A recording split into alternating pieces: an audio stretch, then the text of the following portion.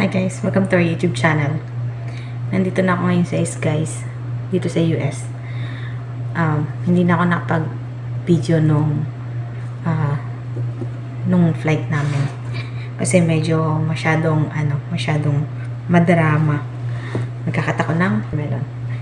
Masyadong madrama nung umalis kami. Kasi yung mga bata, nag-iyakan sila. So, hindi ako nakapag-video.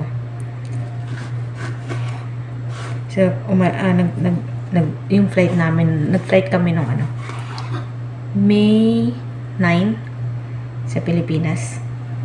At dumating kami dito ay May 9 ng umaga, May 10 ng umaga dito sa kanila. Ay, May 10 ng umaga sa kanila. So, after namin mag-travel papunta dito, masyado ako naging busy. Kasi naglinis ako ng bahay. Hanggang ngayon, hindi pa na ako tapos kasi napakakalat. Tapos, nag-decide kami na kumuha agad ng marriage license. Nagkuha kami ng marriage license nung Tuesday. Dumating kami ng Sunday morning here. Tapos, Tuesday, nagkuha na kami ng marriage license. Kasi gusto niya na kaming magpakasal agad-agad. Kasi nga, gusto niya na magawa yung change status at makapag-apply ng green card. Kasi natatakot siya na ma-mess namin yung process tapos bigla akong pauwiin. So, ayaw niya mangyari yun. Kaya nag-decide kami na okay, gawin na lang natin ng simple lang. Kasi yun lang din naman yung gusto ko. Yung simple lang, yung kami-kami lang. At yun, gagawin namin siya ng May 16. So, marami na kami ginawa guys kasi sobrang busy talaga namin simula dumating ako dito. Naglinis ako ng bahay. Tapos sa umaga hinahatid namin yung anak niya. At nandito na rin pala yung anak ko, kasama ko siya. So, nandyan lang siya sa room niya. Nagalo siya mag-gitara. Yun yung pinagkakaabalahan niya. Tapos, ikwento ko lang yung nangyari nung flight namin. Kasi nga, hindi ako nakapag-video. So, nung flight namin, nasa gate pa lang ako ng terminal. Nasa gate pa lang kami ng terminal. Tumatawag na yung pamangkin ko, sumiyak siya na, "Tita, balik na lang kayo." So, parang ako nagdadalawang isip. Parang gusto ko nang umuwi. Kasi ayoko silang nakikita umiiyak. So, parang dadalawang isip ako na, oh my God, parang gusto ko na lang bumalik. Ganon. Pero hindi, syempre. Tumuloy pa rin tayo. Tapos, so, tumuloy pa rin ako. Tapos, nung nag-arrive kami sa San Francisco, guys, pagdating namin sa immigration, binuksan nila yung yellow packet ko, yung binigay ng US Embassy sa Philippines. Binuksan nila. So, hindi ko alam kung ano laman nun. Kasi nga, hindi tayo allow na buksan yung packet na yun. So, nung binuksan nila yun, may nawawalang isang dokumento na dapat sana nakapangalan sa anak ko. So, nagstay kami dun sa immigration nagstay kami sa immigration sa San Francisco ng mga, I think, 10 to 15 minutes for questioning, ganyan-ganyan. Dahil nga, kulang yung documents. Ang sagot ko lang sa kanila, hindi ko po alam kasi po, we're not allowed to open nga that envelope. Sabi ko, kasi bigay siya ng US Immigration from Philippines and they said it's not allowed to open. So, we didn't open. So, we don't know what's inside. And sabi niya, kasi may isang documents na kulang na dapat nakapangalan sa anak mo, ganyan-ganyan. Oo, yung pangalan mo, yung sa petitioner, pinetition ka ng fiancé mo, nakalagay dito sa petition paper, but wala daw yung anak ko doon, ganyan-ganyan.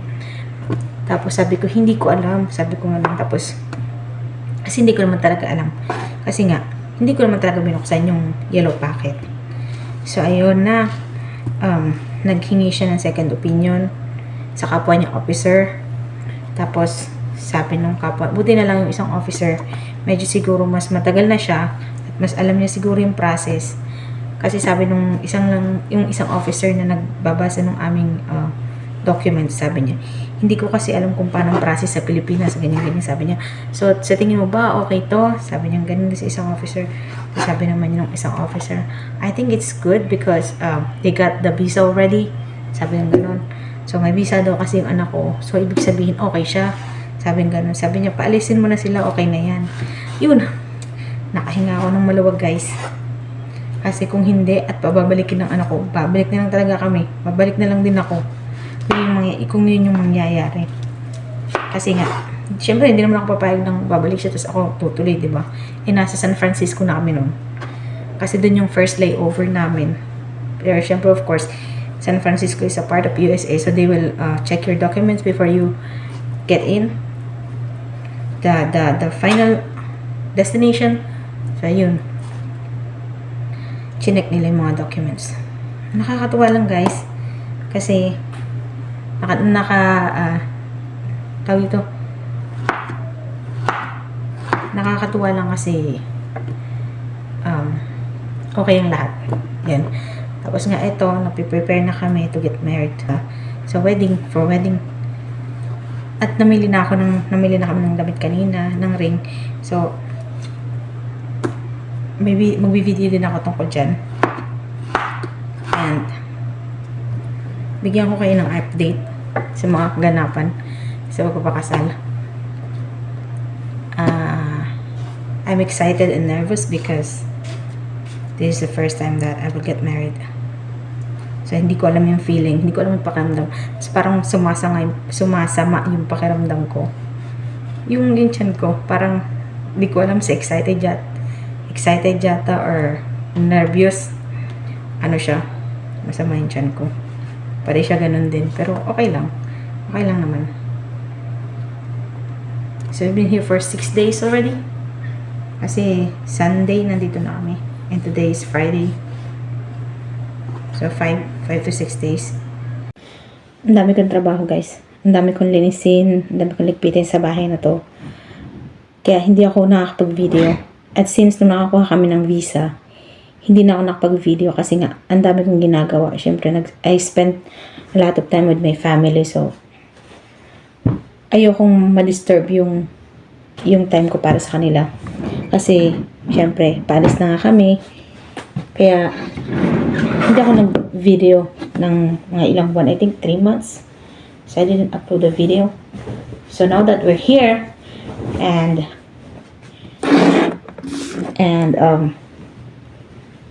we're not so much busy. We just need to clean the house and arrange everything. So after that, I think I have a lot of time to take a video because I can't work. I can't work right now because I need to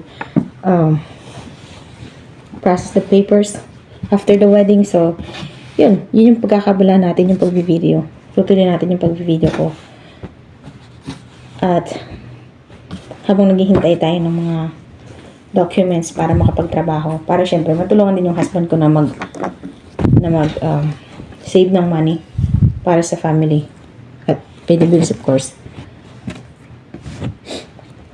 So yun lang, guys, i-update ko kayo about sa wedding day namin.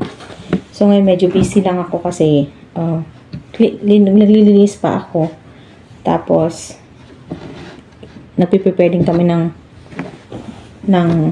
aming wedding day. So, it's lang, sa court lang siya. Civil wedding sa atin, di ba? Ganyan. So, it's only a civil wedding. At we decided to make it simple. So, we don't spend a lot of money because we have a lot of expenses to process the next step of our documents, like changing my status and apply for the green card, and then the kids will go to school next school year. So we need to be practical, and we also talk to the kids that after this wedding we can't go to eat outside. I think we can eat outside only like once a week, but they love to buy food outside. So I'm trying to stop them. to save money. I can just cook food here for us. So I think it's enough. Just be practical, right? So yun lang guys. I hope you support our YouTube channel and don't forget to like and subscribe. Bye!